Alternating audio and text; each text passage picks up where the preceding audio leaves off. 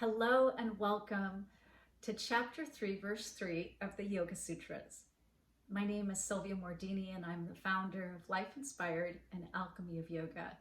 And I'm so delighted to be with you for the eighth limb of the eight-limb path of yoga, Samadhi. So take a big, deep breath in through your nose. Exhale out your mouth. And feel that as you breathe in 2 more times, how you're breathing the universe in. And then as you exhale, the exhalation is going out into the world. When you inhale, you take in all of your ancestors through the particles in the air. And when you exhale, you are infinite. And all those who come after you, your children's children's children, will be breathing you into infinity. And so here we are in Samadhi. The word sama in Samadhi means balanced or equal, level, complete, and whole. So just holding that to heart. This is like the foundation. Samadhi, sama. And so Samadhi is defined as becoming a receptacle for wholeness or possessing equanimity and fullness. That is my favorite translation. But I'll share with you some others as well. When only the essence of that object, place, or point shines forth in the mind, as if devoid even of its own form, that state of deep absorption is called deep concentration or samadhi, which is the 8th rung. Next translation. When the mind becomes absorbed in that which is the reality and is unaware of separateness of the personal self, that is samadhi. So we breathe in, we breathe out. We breathe in something that we need from the trees that are around us and the plant life, because we need that. We're not just here by ourselves. And then we breathe out and we give them something that they need. So when we're looking at this as being emptied of our own form and no longer seeing the separateness between us and them, it's a powerful moment of letting go of otherizing our natural resources, otherizing other conscious life forms, otherizing people that are different than us. So here we do not see others or other things as separate. We see everything absorbed into the oneness. The next translation. When only the essence of that object, place, or point of focus shines forth in the mind, that deep concentration is called samadhi, which is the 8th rung. Deep concentration and meditation may take practice and concentration, but they will lead you to new ways of thinking and to revelations about yourself and your perspective on the world.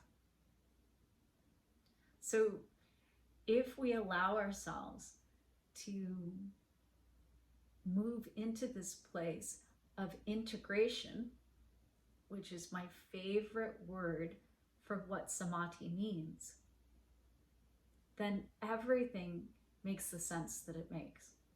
And it's integration within yourself and integration with you and the world around you. The next key point is that the practice of letting go of the illusion of control, this was Ishvara Pranidhana in chapter 1, verse 23, and chapter 2, verse 1, chapter 2, verse 45, that is happening to grow organically over the time that we practice. And it's not surprising then that we move into this place that says in chapter 2, verse 45, with humility. Humility brings samadhi. I am not better than. I am equal to. even when it comes to ecocentrism, if you think that humans deserve the best of the planet's natural resources and everything else here on this planet is just meant to serve us because we're better than animals and plant life and the oceans and the rivers, and then that is demonstrating that we have some work to go before we're able to experience samadhi, that we're not better than, that we're equal to. And the idea is that if we're humble, we never think that we're better than. And the ability to let go of all the filters that we apply to process information and come up with stories that we're separate from everyone else creates an experience of life that causes suffering. But if you take those filters off and you see that we're all the same, then we no longer pass everything that happens through the filter of I. We don't pass everything through the filter of one, the I. It's a very different paradigm to process information from. The next key point, the oneness, is that we recognize that we are all interconnected. And it becomes really evident in the sutra that your participation is needed, that you're doing something, not just laying back, and that everything you do has an effect on the whole. It's like a spider web. If you touch one part, the whole spider web quivers. And that's this interweb of humanity. So as much as you think the yoga works for you, the yoga works through you. You're participating in the yoga because it impacts everyone around you. If you've ever noticed that you start practicing yoga and then people you live with start being less cranky, more calm, more mindful, and they're not going to any yoga classes, no meditation classes, they're not doing the practices, but your influence in that container and ecosystem is impacting the whole. So this Ishvara Pranidhana is not meant to be a way to ignore your responsibility, like I surrender and everyone has to take care of me. No, it's like, okay, I am co-creating with the universe and I have responsibility, that my participation is necessary and it's important, and that I am showing up to life with enthusiasm, wisdom, and humility. That is what is expected of me as a yogi. And because we're all interconnected, we try to find ways to deepen those connections and to see the connection with all. The next key point is that yoga teaches that the root cause of suffering is isolation and separateness. This is why we suffer as human beings.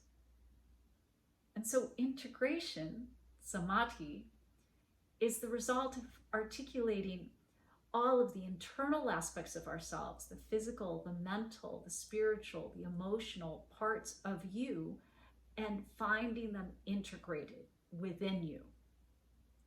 And then integrating the you with everyone around you and everything around you. But that requires that you drop your obstacles, your illusions, your inefficiencies, your misidentifications, the restrictions, the stories. We drop the stories, we drop it all. And this integration is synergistic then. It's not just merely symbolic. And it's really an articulation of your insides matching the outsides. And when that happens, when you feel completely integrated, the outside matches the inside matches the outsides, and who you are most authentically, the true light of the self, in this place of transcendence, without any illusions, without any doubt, without holding back, then that is integrated into all the lights of the world. And that's where we feel this beautiful upliftment of consciousness itself, more than just humanity, of consciousness itself. We rise up. And this comes because we are divine, living in a beautiful experience of divinity.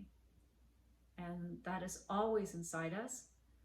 And we just have to integrate it through the practices that yoga gives us, the yamas, the niyamas, the pranayama, the asana, the pratyahara, the dhyana, the dharana, all the way here to this place of samadhi. So just feel your heart, hands in Hridaya Mudra, mudra of the heart. Close your eyes, drop in. 3 more deep breaths. Just feeling your heartbeat.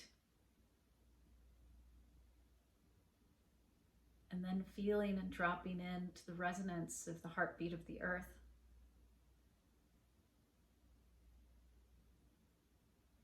And the beating of your heart is just that's part of the whole. Everything you need, you already have. You were born whole, you were born full. We are simply removing the obstacles that have caused us at some point to forget. And so we de-armor, we let go of the illusions, and we stop living from fear, and instead we come into our true nature as the love alchemists, sharing the one dharma of love that we all have. And that's how we view the world. The 8 limbs work together, all encompassing.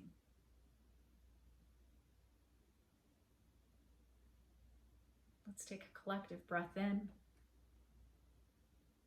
a deep breath out your mouth.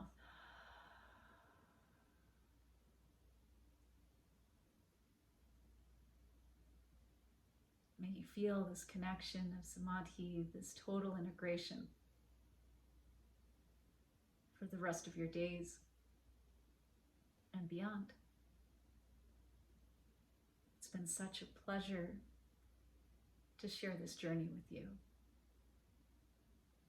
Thank you all. From my heart to your heart, to the heart of the universe. May you love yourself, love your day, and love your life.